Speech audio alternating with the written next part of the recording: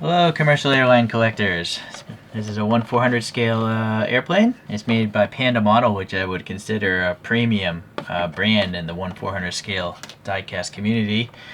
Registration 64523. These photographs are of this plane that's supposed to be in this box. All right, some sort of CE approval. Right, almost none of these things are licensed, by the way. I don't think so.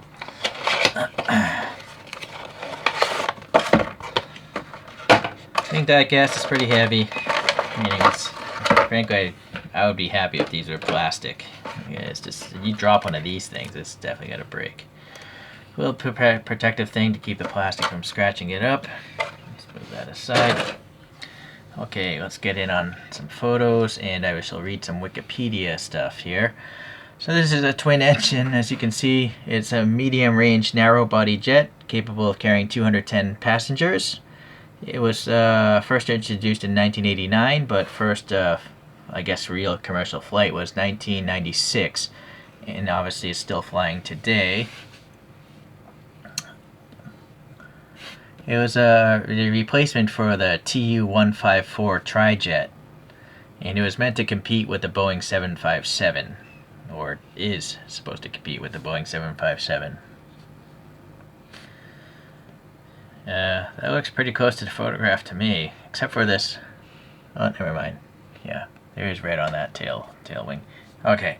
Boy, I hope I never drop one of these in the video. Alright, let's start up here. Sorry, the camera's wobbling, but it's on the suspension arm with springs. So this, I believe, is like a military jet. Like, I think this is all, you know, avionics, like radar and all that stuff, or some sort of surveillance plane of some sort. But correct me if I'm wrong, and also correct me if I'm wrong about any other stuff, because I don't know jack about airplanes, other than the fact that the tickets cost a lot.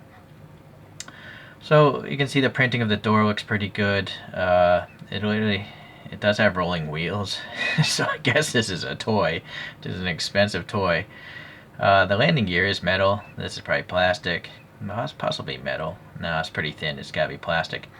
What I really like about these is how they are able to print around such a compound surface. You see this stripe? It actually goes down and around. I guess there might be two print processes right there, because there's a little step in the blue line. The windows are printed on. That's generally the case with all these things, the high grade ones at least. You can see this tiny antenna, inserted into the fuselage. Pretty impressive. All the windows there are printed on. There's no decals. These are all Tampo print. So that's why I usually get angry with my scale car videos. I mean, why are they using decals in 1/64 scale cars? You can clearly Tampo print on something as cheap as a Hot Wheels and as complex as a round pointed fuselage. Right? So it's not about cost or technical difficulty. So it's just strange to me that in the car world a lot of decals are used. Alright, let's go to this engine. I have no idea. There's a couple engine choices that this thing could have. So some sort of number printed there, and I don't know, it's Russian text. So maybe that's the brand of the engine. The nice ring here of silver is very concentric. Let's see if there's any detail in there. Yeah, there's some fan blade detail, finely molded. Boy, where to go next? The back of the engine? Alright, let's see. Well, it's a little extra flash here. So, I'm not sure if these engines are plastic or... yeah, the engines are plastic, so there's some molding flash there. You can see the intricacy of this landing gear. Pretty impressive. And then, yeah, oddly they choose to make the wheels spin. I don't think it's necessary myself. There's a peg hull, obviously, if you want to put it on a flight stand. And then there's all sorts of, sensor arrays or something on the bottom of this thing. Look at that. A little outline of the landing gear doors there in the middle. Well, hatch details on the engines. The panel lines are very thin. Look at this, much thinner than the tip of a toothpick. So Yeah, I mentioned that again in a lot of the car models. They have such super wide panel gaps, which are unnecessary, I guess. Okay, yeah, a whole bunch of printing going on. I have no clue what any of this stuff is, of course, but it looks cool. A little hatch there with the little open arrow. Okay, let's go to the top here. Not much by way on the printing on the back ailerons, or I'm just gonna call them wings. And then a whole bunch of printing though here, probably like no step indicators. Yeah, okay. And then a little red here on the winglets. It's a cool shape how it comes in a little bit from that leading edge. A little dust here. Yeah, a little dust. There's a little antenna right there. I didn't even notice. Lucky I didn't bend it.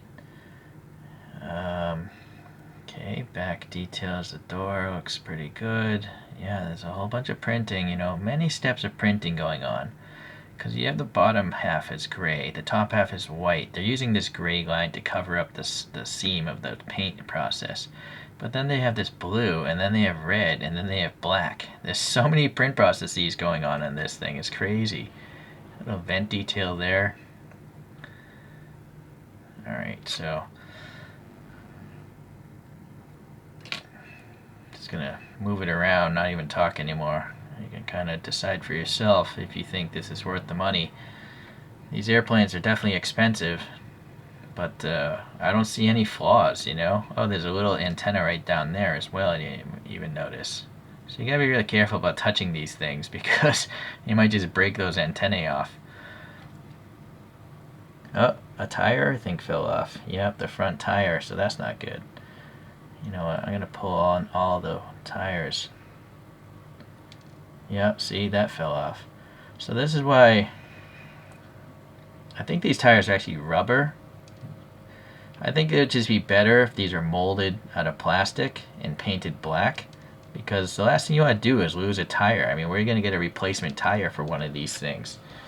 Right? So that's the one thing I think would be better off. So I'm going to come back after I glue all these on with crazy glue. Alright, let's take a look here. So the predecessor is the TU-114. This has an Uzbekistan livery going on. And so this is a tri-jet. You know, the engines are up here. And this is a horrible design, by the way. I remember flying in like a McDonnell Douglas with two engines back here, and my seat was somewhere around there. It was so loud, it was just ridiculous. So thankfully, all modern planes have the engines out on the wings where you can't hear them as much. Alright, so this is the Boeing 757. This is a 200 version, and this has an Iceland Air. Look at the livery of this one, how it wraps around, right? It's really cool. I think this is called Hecla Aurora, the actual livery of this. And it says Gemini Jets. Gemini Jets brands their stuff, I guess, which is nice. And I think these tires might be glued in place, or maybe they're plastic and painted. There was a groove on those wheel wells to keep the O-ring on, but ideally, you know, again, it would just be paint instead of rubber. Because what's going to happen in 10 years? Is that rubber going to crack in half and then I'll just have a tireless model? Not good. The last one is Russian. This is an IL-86. I forget who makes this because they don't brand JC Wings, maybe. Yeah. This one literally has like metal hubs. Sorry, it's always hard to focus on something so small. Look at the registration on the landing gear door. It's really impressive. Really cool. Big heavy plane here. Look at this. It's a monster. It's like a orca compared to these guys. So that's obviously a wide body, whereas these are narrow body jets, right? Pretty self-explanatory.